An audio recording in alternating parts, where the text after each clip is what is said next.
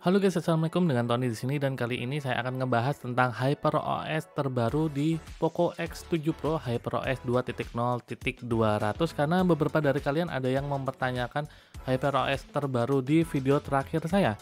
Jadi saya coba untuk update ke HyperOS terbaru dan ini sudah di 2.0.200.0. Sebelumnya itu saya pakai yang 2.0.102. Jadi sebelum ke 200 ini dari 102 ke 103 terus ke 200. Nah, untuk di versi yang 2.0.200 ini dia update keamanannya masih di 2025 bulan 6 tanggal 1. Oke, saya akan mulai dulu dari bug-bug yang biasa saya rasakan di Poco X7 Pro. Yang pertama adalah ketika saya membuka mobile banking BCA. Biasanya itu ketika buka pertama kali dia kebuka terus ketutup lagi, terus kita harus buka lagi. Dan di sini masih sama, jadi ngebuka, ngetutup, terus dibuka lagi. Nah, seterusnya kalau sudah ngebuka pertama kali seperti ini, kita buka lagi itu nggak ada masalah. Jadi kita mau buka lagi, dia nggak ada masalah. Nah, ini bugnya masih tetap ada, jadi belum terfix seperti itu. Kemudian bug selanjutnya di TikTok. Jadi misalnya ada postingan TikTok seperti ini yang berupa foto, jadi harus di slide ke kiri seperti ini.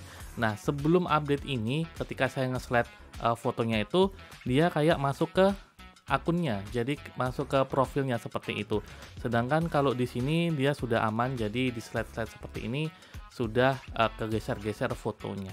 Nah, itu adalah bug-bug yang sering saya alami ketika saya pakai Poco X7 Pro, tapi saya nggak meneliti semua bug. Jadi kalau teman-teman ada bug yang spesifik bisa kalian komen aja, nanti saya bisa cek. Atau kalau kalian sudah pakai yang versi 200 ini dan sudah terfix, kalian juga bisa tuliskan di kolom komentar.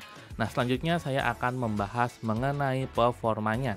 Saya mencoba ngegame di ponsel ini sebelumnya itu di versi 102 dan sekarang di versi 200. Saya mencoba untuk menyamakan, jadi kalau game itu dimainkan dengan pakai data menyala, saya juga mencoba untuk memainkan di versi 200 ini dengan data menyala. Kalau dia dimainkan dengan paket WiFi, saya juga memainkan di versi 200 ini dengan WiFi.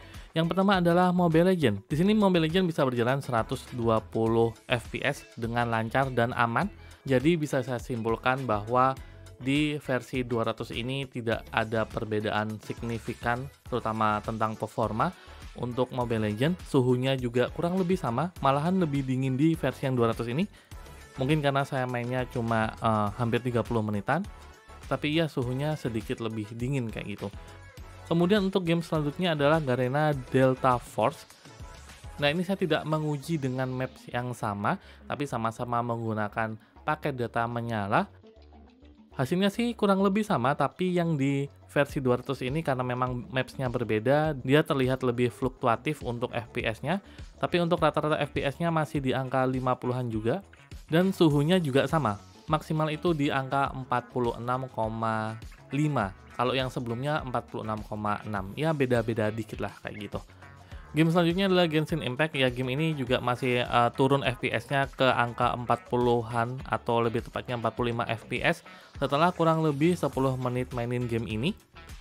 Di versi 200 ini suhu maksimalnya cuma 44,3, mungkin karena saya cuma mainin selama 15 menit, tapi saya pikir kalau saya mainin lebih panjang suhunya itu paling ya di 45-an kayak gitu. Jadi nggak ada perbedaan juga untuk main game di Genshin Impact untuk versi yang 102 ataupun 200. Kemudian game terakhir yang saya coba adalah Honkai Star Rail. Honkai Star Rail ini juga FPS-nya naik turun ya kalau saya lihat yang versi 200. Kemudian saya bandingkan dengan versi yang 102, sama juga dia juga FPS-nya naik turun. Tapi secara overall sih FPS-nya masih bagus di versi yang 200. Mungkin karena scene-nya agak berbeda, jadi saya nggak ngetes betul-betul sama seperti itu. Tapi overall bisa saya simpulkan versi HyperOS 102 dan 200 ini secara performa sangat identik, nggak ada yang lebih panas dan juga nggak ada yang lebih dingin.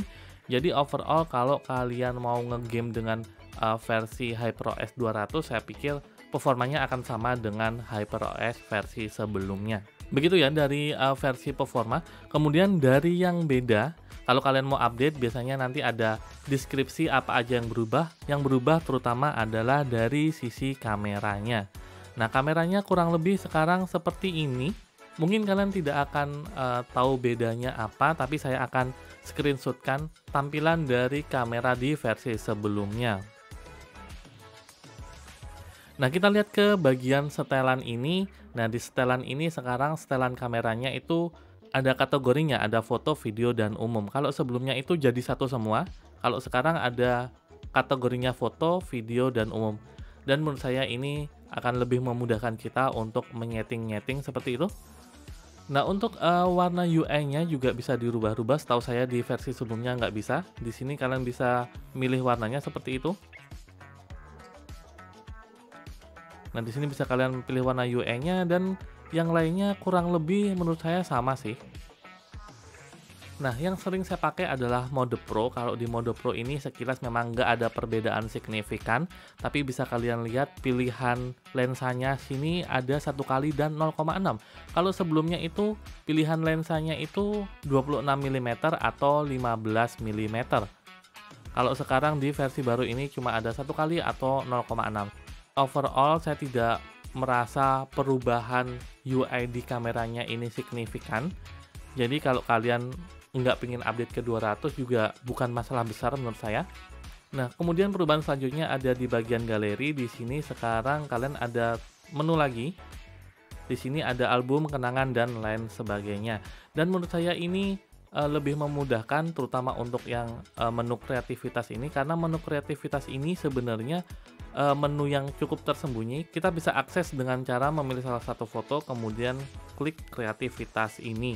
Nah, kalau di sini kita bisa tinggal pilih pencet ini aja untuk menggunakan kolase seperti itu. Jadi menu kreativitasnya lebih keluar aja menurut saya.